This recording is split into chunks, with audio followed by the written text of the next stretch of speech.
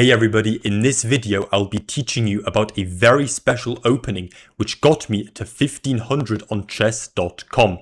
This is a very beginner friendly opening and there are also lots of traps which I am sure you guys will enjoy.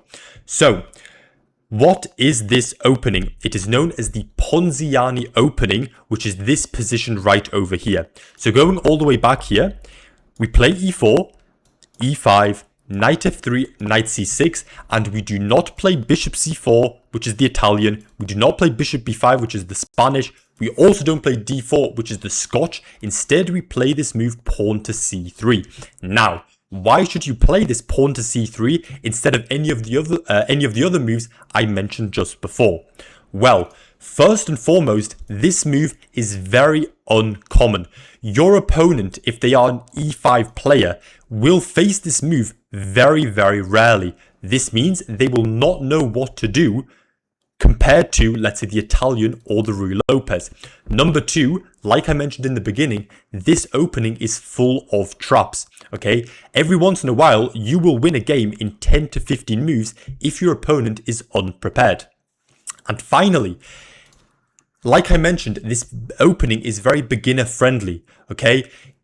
Every beginner is taught that you should be taking the center in the opening. And this opening does precisely that. And I would honestly argue it does it better than something like the Italian. We play c3 with the whole intention of playing this move d4. Okay, and very often, if black ever trades, we will be left with two central pawns. Okay, we can then comfortably develop our pieces, which means even if our opponent doesn't fall for any of our traps, we will have two pawns in the center and we'll have very easy beginner-friendly play. Now, let's now start with the actual theory. We are going to start with the theoretical moves, so the most played moves. Then we will go to the second and third tier moves. And finally, we will look at what if your opponent just does everything else. So, we will begin with the most common move, pawn to d5. This, I honestly don't think many people will play at like a below 1500 level, simply because this is a very unnatural move, right? Much more common is to bring out a bishop or a knight, something along these lines. The reason why d5 is a very important move, you have to immediately challenge the center, okay? If you play a very passive move like d6, well, this runs right into our plan. We can get this d4, we have a big center. Okay, this is why d5 is the best move, striking back at our center. Here, we play the move queen to a4. This move you simply have to remember. And the whole point is that we are pinning this knight, which means we are threatening to win this pawn on e5. Now, if our opponent plays the move d takes e4, after knight takes e5, we are already significantly better. Now, why is this? Well, let's just say our opponent makes a move like queen d6, for example, because otherwise we are threatening to take and take, which wins a full rook. So let's say we get queen d6. This is the best move. We can take on c6, b takes c6, and we can take on e4 with a check. Okay, and like I mentioned, we are playing d4 and we have a center while our opponent's pawn structure is ruined and has no central pawns to contest our center. If instead of the move queen d6, black plays a move like bishop to d7, for example, well, now nothing has really changed. We can take on d7, we can take on e4, we can play the move d4, we have a center, our opponent doesn't. So, this is why d takes e4 does not work, and the best move here is this move bishop to d7. Now, we cannot take here, because remember, this is no longer a pin, right? Black has intercepted our pin, but instead we play the move e takes d5.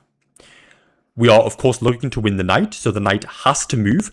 The best move in this position for black is actually knight to d4, threatening the queen and threatening the move knight c2 check. But after queen to d1, knight takes f3 check, queen takes f3, and something like knight to f6, we can play this move bishop to c4 and we are up a full pawn. If black plays a move like e4, we can always slide back, and this pawn advantage is very, very powerful, kind of binding these two squares. So even in this main line, which I don't believe your opponent will find, especially this move knight d4, even in this line, we are going to be up a full pawn. Now, if instead of the move knight d4, black plays a move like knight ce7, well, now bishop to b5 is a very, very strong move. And the reason is, if black plays c6, we can take this pawn. Let's not forget, after the move bishop to d7, we are up one pawn, okay? If we can win this pawn as well, we are now going to be 100% up a very, very good pawn, okay? If we do not play the move bishop to b5, this pawn is slightly loose in the center, right? So by kind of baiting this move pawn to c6, we can eliminate this kind of somewhat weak pawn. After knight c6, we can simply castle, we are up a full pawn. So in all of these main lines with d5, we are always going to have good play with queen a4, and most importantly, playing on this diagonal while threatening the move knight takes e5. Finally, it's important to mention, with the queen on a4, we are always threatening to win this pawn back on e4. So this is what we do against pawn to d5. This is the main move. If instead black plays the move pawn to d6, like I mentioned in the beginning, this is a big mistake because of pawn to d4. We take the full center. After e takes d4, we recapture. We have two pawns in the center. Let's say black plays a move like bishop to g4. We can develop, very simple chess. If bishop takes f3, then g takes f3, very important not to take with the queen and allow knight takes d4. So okay, we slightly ruin our pawn structure, but just look at the center we have here. Let's say we get something like knight to f6, we can play the move queen to a4, once again going for a very similar plan of bishop b5, d5, putting pressure on this knight. Bishop to e7, which is a losing move, pawn to d5, we have won the full knight. And again, I will mention this continuously, even if black doesn't fall for these moves like d5, right, which wins the knight on the spot. Let's say black plays the move knight d7, well, okay, no problem.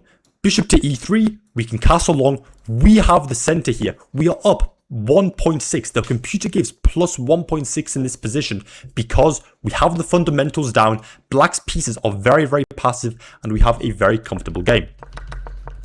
So this is what we do against d6. We play d4, we develop somewhat naturally, and as with the main line pawn to d5, we put the queen on a4, the bishop on b5, and if possible, we play for this move pawn to d5. So this is what we do against pawn to d6. If instead we get the move bishop to c5, this is a very, very common move at the lower level and a very big mistake. Here we play the move pawn to d4. Now, the reason why bishop c5 is so common is because against the move bishop to c4, lots of people play the common move bishop c5, right? So very often you will see people pre-moving this move, simply not anticipating this move pawn to c3. So after bishop c5, we play d4, we take the full center. E takes d4, c takes d4. Let's say we get bishop to b4 check. We develop our knight to c3, knight f6, pawn to d5, very, very important move to play pawn to d5. You always have to be careful which pawn to push in the Ponziani, and it really depends on the position. The reason why pawn to d5 is correct here is that if we go e5, black can play this move knight to e4, and there is very, very strong pressure against this c3 knight. So this is something you really have to keep in mind. If there is pressure on this c3 knight via this pin, you never really want to play this move e5, kind of weakening these squares. Also, just as a general rule, this move pawn to d5 typically in the Ponziani will be the correct break. Okay, like I mentioned with this queen a4 bishop b5 setup, this d5 move is very, very common. So we go for this move d5. Let's say the knight goes back to e7. We play this move bishop to d3, very important, defending the pawn on e4. Let's say we get pawn to d6. This is the most common move. It is losing, but it's the most common move. Queen a4 check picks up a full bishop. Even if black doesn't play this move pawn to d6, I mean, what else can black do here? If black castles, now we can play the move e5 because there's no more knight e4, right? Our bishop now defends, and with two pawns on the 5th rank, this is a disaster situation. Let's say the game continues with knight g4. Well, now h3, knight h6. We can simply take. Black's pawn structure is ruined. We can always go queen d2 long castle, and we simply have a big center. This is the biggest advantage of playing the Ponziani. So going all the way back here, we looked at this move bishop to c5. After the move d4 and takes, if instead of bishop b4 check, which we just looked at, what to do against the move bishop to b6? Well, we simply develop normally, knight to c3, pawn to d6, and this is a very important move to remember. We have to understand that in this position, black has very nice pressure against this d4 pawn. Okay, black wants to play the move bishop g4, pinning our knight, and this means that this move knight takes d4 or bishop takes d4 is very, very strong. So we have to prevent this move bishop to g4. How do we do this? Pawn to h3, a very, very important move to remember. Knight f6, bishop b5, and let's just say, for example, black plays the move bishop to d7. Here, we play the move pawn to a4. This is a very sneaky move, because if black castles, for example, we can simply take on c6, play the move a5, and the bishop is trapped.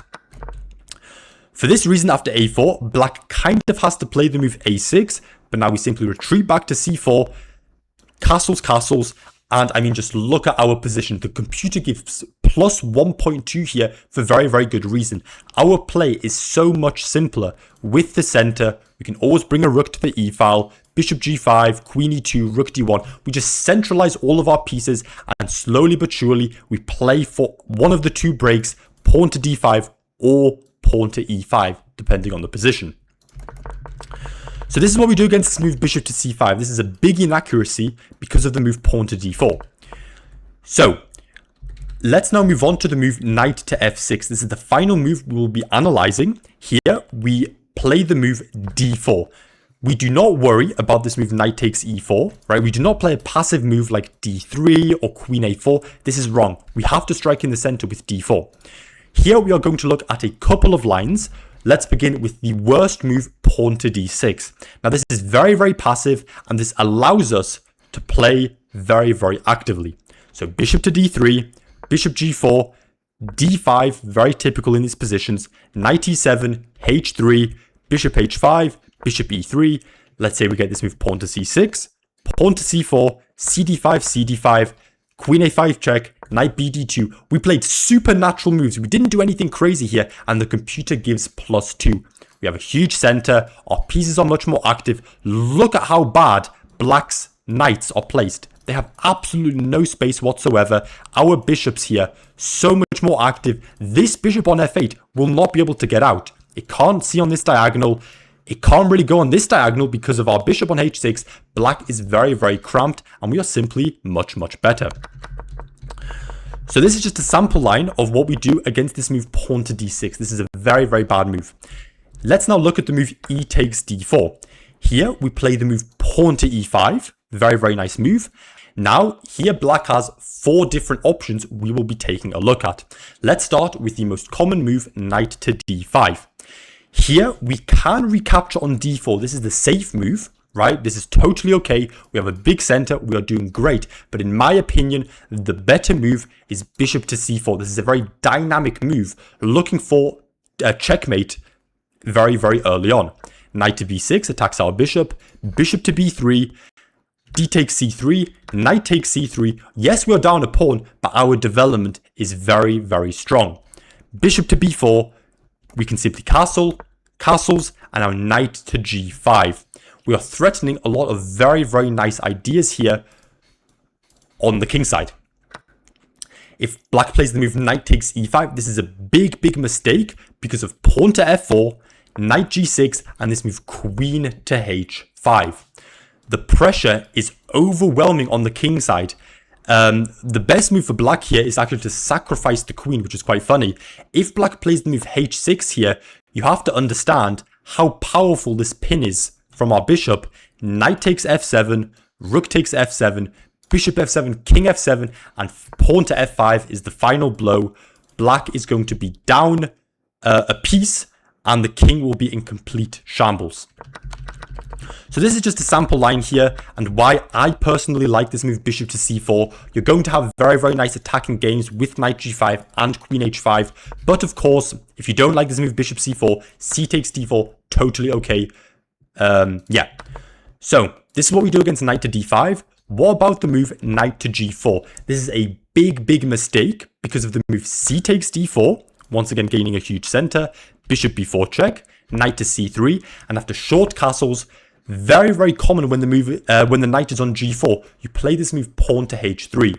The only move for the knight is to go back to h6. And now we can simply take the knight. G takes h6. And we are very comfortable here. The black's pawn structure is very bad. We have a big center. I would personally recommend to play something like queen d2, looking to win this pawn, castle long, and just play on the king side. We are doing very well here. The computer gives plus 1.5. So knight g4, always a bad move. Be prepared to kick it out with h3. Now, what about the move knight to e4? Well, here we play queen to e2, looking to win this knight. And let's say black plays this move pawn to d5. Well, now we take en passant, very nice move, bishop to f5, and now knight bd2. Black is already experiencing lots of problems down the open e file. Let's say we get bishop takes d6, well now knight takes e4, short castles. We very importantly have to be careful of this rook e8 stuff, but with the move knight takes d6, this buys us just enough time. We are holding the rook from coming to e8, and after black recaptures, knight takes d4, and we are doing totally okay. If black goes rook e8 now, well now knight takes f5, attacks the queen, and simultaneously prepares to bring the knight back to e3. So let's just say we get the move rook takes e2, well now bishop takes e2, and even if black plays the move queen d5, you need to understand we are up so much material for the queen. Yes, we're down a queen, but we have 5 pieces while black only has 2. We are safely going to bring the knight back to e3, castle short, and we are plus 3 in this position. So very important. Remember this move, knight bd2, and we just pressure here down the open e file. So this is why knight e4 does not work, and the final move we will look at is queen to e7. Once again, we recapture, gaining a huge chunk of the center. Pawn to d6, bishop b5, d takes e5, d takes e5, bishop to d7, and we can simply castle here. We're doing very well. And let's just say black plays the move knight to g4. Well now bishop g5 is a very strong move, and after f6 for example, black is dead lost. We can take on f6, g takes f6, and whenever you see this alignment of king and queen, you have to look about putting something on the e file. So rook to e1, very strong move. Let's say the black brings the knight back to e5. Well, now we can simply take on e5, and after knight takes e5, the very strong move bishop takes f6. This is a family fork, quote unquote, and black is dead lost. Let's just say black takes our bishop. Well, now queen takes d7 is a checkmate on the board. And I mean, what else can black do? If black castles, we win the queen. If black moves the queen, well, now bishop takes d7 is just crushing. With rook takes e5 or queen h5, the game is completely lost. So going all the way back, the final thing we will be taking a look at here is knight f6, d4, and this move knight takes e4.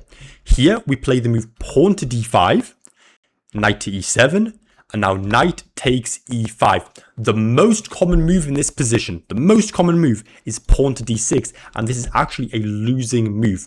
Bishop b5 check, pawn to c6, d takes c6, b takes c6, knight takes c6, and black is in a lot of trouble here. We are looking to win this queen, so the queen has to move, so queen to b6, but now knight d4 check, bishop d7, we can take, we can castle, we are up a pawn, the king is in the center of the board, and the computer gives +4. So, just to recap here, we play this move pawn to c3, and just in general, we are looking for the move d4. We want to put 2 pawns in the center of the board if possible. Okay, I gave you the general ideas here. Remember, whenever a knight comes to g4, you want to kick it out with h3 and play bishop takes h6, ruining the kingside pawn structure. We are looking to play queen a4 and bishop to b5 in a lot of the lines. We are looking to expand with either d5 or e5, depending on the position. And yeah, Like I said, there are a lot of traps in this position like I showed. If there are any questions, do not hesitate to leave a comment down below. Thank you guys so much for watching this video and see you guys in the next video.